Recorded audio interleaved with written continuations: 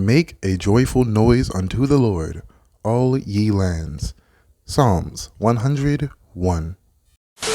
So, Hitmonkey.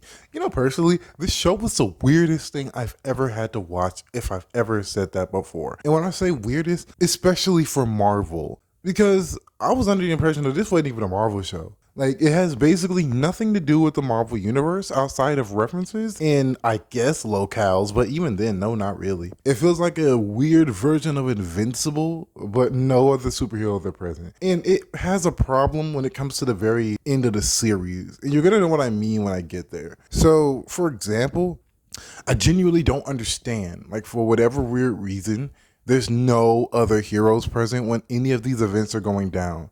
Like when the Japanese prime minister is literally gunned down, spoilers, nothing happens. But each episode, it feels like it's moving at like 1,000 miles per hour.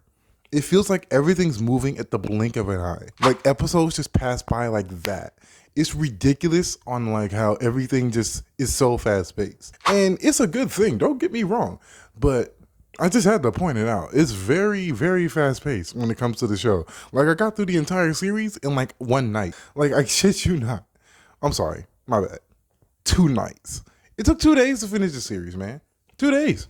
And honestly, I probably could have finished it in one day if I really felt like it. But did I? No. Moving on.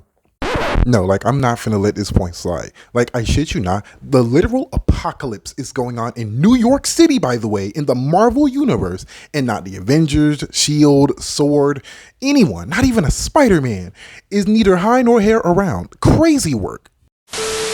But the show itself is interesting. The animation style, it gives off Invincible, just more consistent. Sorry, Invincible fans. Hate me if you want to. I don't care. But it's a very weird situation because I don't hate the show. I think the show is very, very entertaining in a lot of places. Like in most places, I think. There's very little wrong with the show. Besides the fact that this universe is so damn small. Like personally, there isn't like a giant political theme. There isn't, which is surprising considering the first season, but there's not like a bunch of politics being thrown in your face or preached at you. Not really, anyway.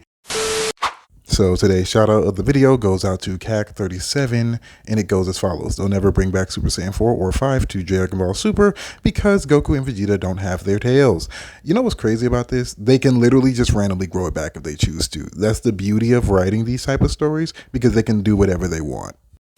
They used the politics in the first season to, like, enhance the plot. And I think that's the best way to go about using politics, to enhance the plot. Like, have it have a pivotal role in the story, whether it be the corruption in Tokyo or, the Silver Samurai or, the other Japanese superheroes in the area. If the show was remaining in Japan, I would have let it slide as far as like the lack of superhero references.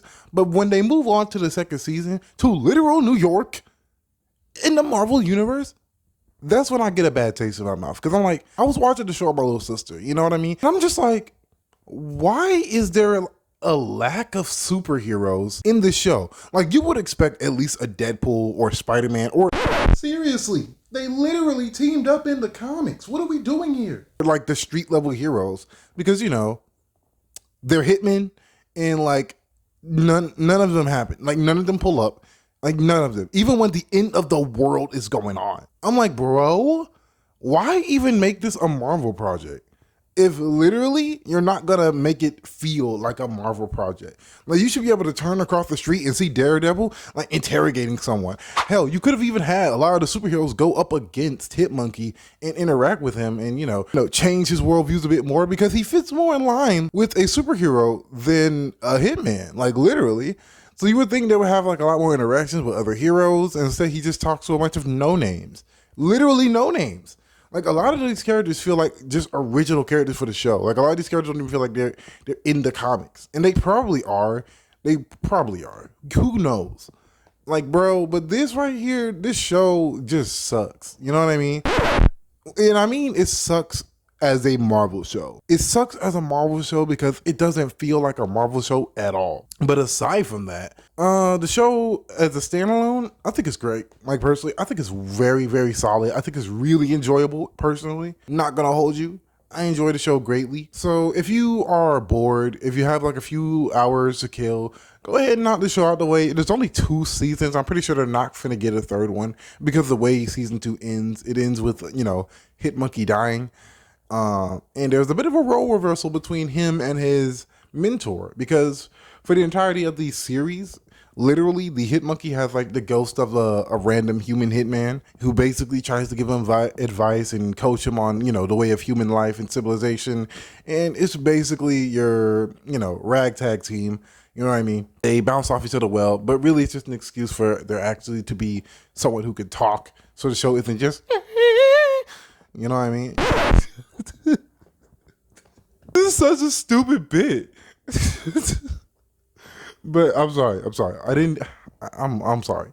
But yeah, other than that, yeah, the show is fine. The show is great. I'm gonna end the video now before I get those comments.